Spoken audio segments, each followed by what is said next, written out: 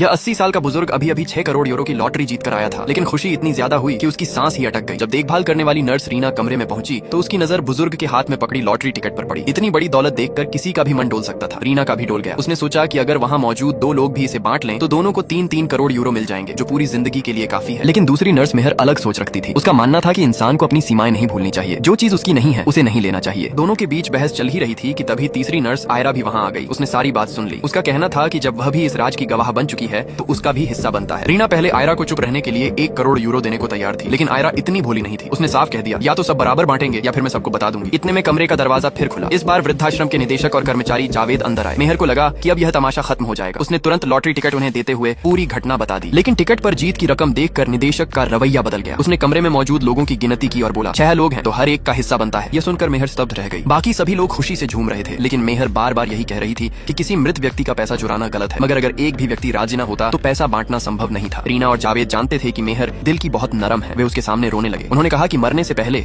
उस बुजुर्ग की देखभाल हमेशा उन्होंने की थी। उसके अपने बच्चे कभी उससे मिलने तक नहीं आए, इसीलिए असली हकदार वही लोग हैं जिन्होंने उसकी सेवा की। लगातार समझाने बुझाने के बाद मेहर आखिरकार मान गई। कुछ समय बाद सभी ने मिलकर इनाम की रकम हासिल कर ली। मेहर के हिस्से में 1 करोड़ 20 लाख यूरो आए। रकम भले दूसरों से कम थी, लेकिन वह फिर भी इतनी बड़ी थी कि उसकी पूरी जिंदगी बदल गई। वह गरीबी से बाहर निकल आई और अपने युवावस्था के सपने पूरे करने लगी। उसने दुनिया घूमने का फैसला किया और यात्राओं पर निकल पड़ी। लेकिन ठीक 1 साल बाद उसे एक चौंकाने वाली खबर मिली। उन लोगों में शामिल वृद्धाश्रम का निदेशक मर चुका था। उसकी मौत बेहद अजीब तरीके से हुई थी। समुद्र में घूमते समय अचानक एक तेज रफ्तार यॉट ने उसे टक्कर मार दी थी और उसका शरीर बुरी तरह कुचल गया था। सबसे हैरान करने वाली बात यह थी कि यॉट चलाने वाले व्यक्ति का नाम हेनरी था, वही नाम जो उस बुजुर्ग का था जिसकी लॉटरी उन्होंने बांटी थी। यह सुनकर आयरा डर गई। उसे लगने लगा कि वह लॉटरी अभिशप्त थी और जिसने भी उसका हिस्सा लिया है उसके साथ कोई न कोई भयानक घटना होने वाली है। लेकिन मेहर ने उसकी बात को अंधविश्वास बताया। उसने कहा, दुनिया बहुत बड़ी है, एक ही नाम के लोग मिल जाना कोई असामान्य बात नहीं है। तभी आयरा ने अपने सिर से बालों का एक गुच्छा खींच कर दिखाया। सब लोग हैरान रह गए। असल में आयरा को अंतिम चरण का कैंसर था। अब उसे पूरा यकीन हो गया था कि लॉटरी का पैसा श्रापित है। उसने प्रस्ताव रखा कि बाकी बची रकम किसी संस्था को दान कर देनी चाहिए ताकि यह अभिशाप खत्म हो जाए। लेकिन इस बार सबसे पहले मेहर ने ही विरोध किया। उसने कहा, बीमारी और मौत जीवन का हिस्सा है। कैंसर होना किसी श्राप का सबूत नहीं है, बल्कि अब तुम्हारे पास इतना पैसा है कि तुम दुनिया के सबसे अच्छे डॉक्टरों से इलाज करवा सकती हो। ये पैसा तुम्हारे लिए बदकिस्मती नहीं बल्कि एक वरदान है। मेहर की बात सुनकर आयरा का हौसला वापस लौट आया। उसे फिर से विश्वास होने लगा कि शायद वह इस बीमारी को हरा सकती है। आयरा ने पूरी उम्मीद के साथ सोचा था कि वह अपने पैसे के दम पर कैंसर को हरा देगी, लेकिन सिर्फ 3 दिन बाद ही सबको खबर मिली कि उसकी कैंसर से मौत हो गई है। सबसे अजीब बात यह थी कि जिस अस्पताल में उसका इलाज चल रहा था उसके बाहर की सड़क का नाम हेनरी एवेन्यू था। एक बार ऐसा होना संयोग हो सकता था, लेकिन दूसरी बार भी हेनरी का नाम सामने आने से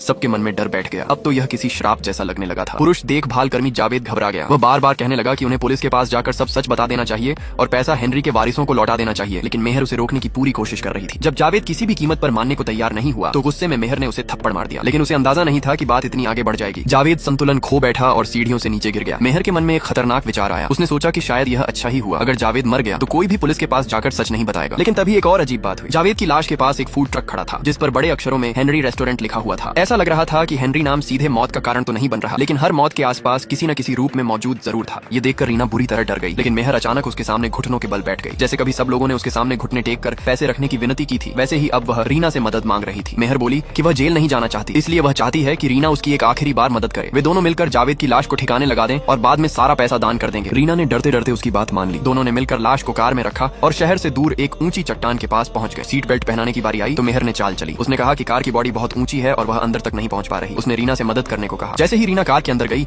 मेहर ने बाहर से दरवाजा लॉक कर दिया। जिस दिन उसने अपनी पहली नैतिक सीमा तोड़ी थी, उसी दिन से उसके अंदर की सारी सीमाएं खत्म हो चुकी थी। मेहर ने राहत की सांस ली। वह किसी श्राप पर विश्वास नहीं करती थी। उसके लिए पैसे से बढ़कर कुछ नहीं था। उसे लगता था कि धन के सामने हर मुश्किल छोटी पड़ जाती है। लेकिन तभी जब वह अपनी कार स्टार्ट करके वापस जाने लगी, कार के अंदर से एक छोटा सा स्क्रू नीचे गिरा। शायद जो चीज इंसान की नहीं होती उसे अपने पास रखने की कीमत किसी न किसी दिन चुकानी ही पड़ती है।